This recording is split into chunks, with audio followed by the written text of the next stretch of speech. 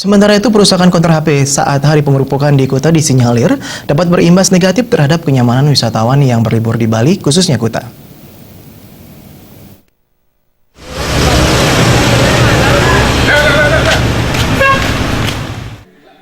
Akibat postingan Facebook berbau sara yang mengatasnamakan Joni, berakibat dirusaknya sebuah toko handphone yang bernama Jonicell di Jalan Bakung Sari, Kuta.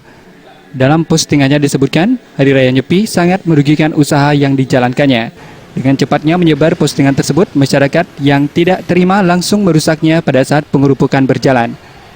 Tokoh masyarakat Kuta, Nyoman Geraha Wicaksana, menyesalkan kejadian tersebut.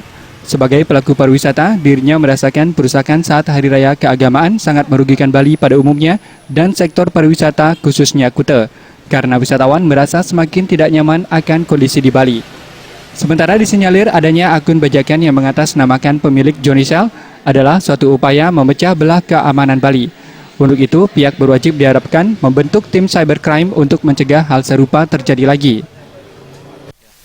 Karena banyak sekali kejahatan-kejahatan itu terjadi di dunia maya, sehingga sudah saatnya aparat terkait, baik itu dari pihak kepolisian, agar bisa menyiapkan tim cybercrime, sehingga permasalahan ini tidak berlanjut, tidak terus berulang.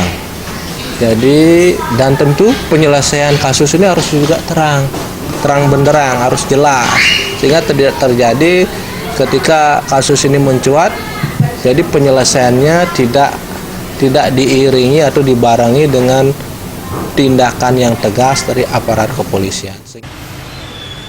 Pasca perusakan, Jonicell tidak beroperasi dan pemiliknya juga tidak berada di tempat. Informasi terakhir, pemilik Jonicell melaporkan kasus ini ke Polda Metro Jaya. Jaya dan Gung Krisna, Bali.